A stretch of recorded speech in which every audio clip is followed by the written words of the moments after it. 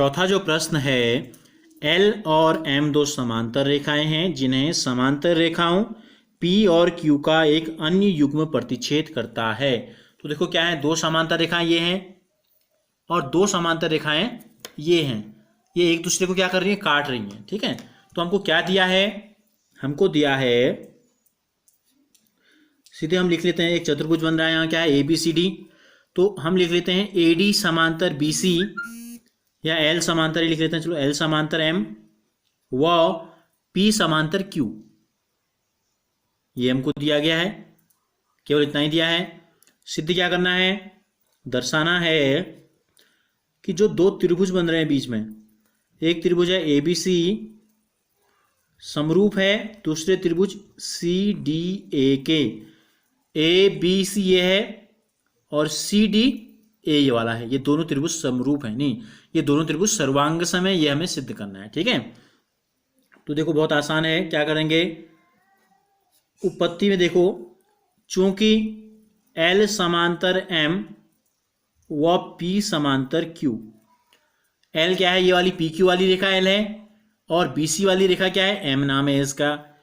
A D A B वाली रेखा P है और डी सी वाली रेखा जो है इसका ना, इसी का नाम क्या है, क्यू भी है। तो जिस चतुर्भुज की सम्मुख भुजाएं समांतर होती हैं उस चतुर्भुज को बोलते हैं समांतर चतुर्भुज। इसलिए चतुर्भुज ए बी सी डी एक समांतर चतुर्भुज है। कैसा चतुर्भुज है, ये समांतर चतुर्भुज है। तो समांतर चतुर्भुज की क्या विशेषताएं होती हैं, समांतर चतुर्भुज की विशेषताएं ये होती हैं कि सम्मुख कोण भी बराबर होते हैं और सम्मुख भुजाएं भी बराबर होती हैं। तो इसका मतलब ये भुजा इस भुजा के बराबर और ये भुजा इस भुजा के बराबर। सम्मुख कोण, ये कोण इस कोण के बराबर, इधर वाले कोण इधर वाले कोणों के बराबर। ठीक है, तो हमारा केवल इतने से काम चल जाएगा। तो देखो क्या करते हैं, समांतर है एक इसलिए ये समांतर हो गया। तो समांतर चतुर्भुज में क्या होता है, हमने कहा ये भुजा AD जो है, AD बराबर हो गई BC के, व AB बराबर हो गई, AB के सामने कौन सी भुजा है, DC, तथा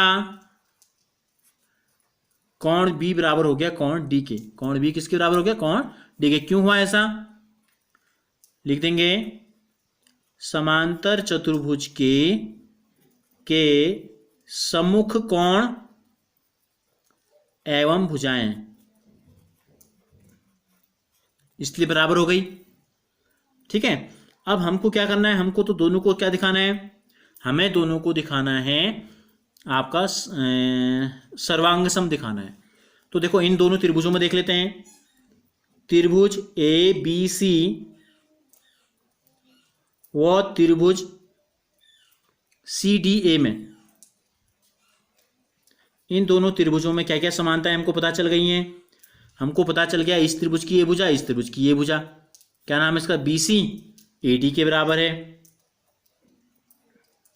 यहां हमने लिख दिया है। ठीक है, बी सी और ए डी बराबर हैं। ये भुजा इस त्रिभुज की ये भुजा ए बी और इस त्रिभुज की एक भुजा डी सी के बराबर है। और इन दोनों भुजाओं के बीच का कोण यहां भी, इन दोनों भुजाओं के बीच का कोण यहां भी बराबर है। तो क्या हो गया, देखो भुजा कोण भुजा, भुजा कोण भुजा बराबर हो गए। तो इसलिए त्रिभुज ए बी सी जो है ये सर्वांग सम हो गया त्रिभुज सी डी ए के।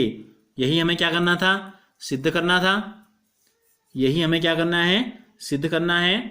कसौटी कौन सी लगी इसमें, भुजा कोण भुजा, एक त्रिभुज की दो भुजाएं और उनके बीच का कोण।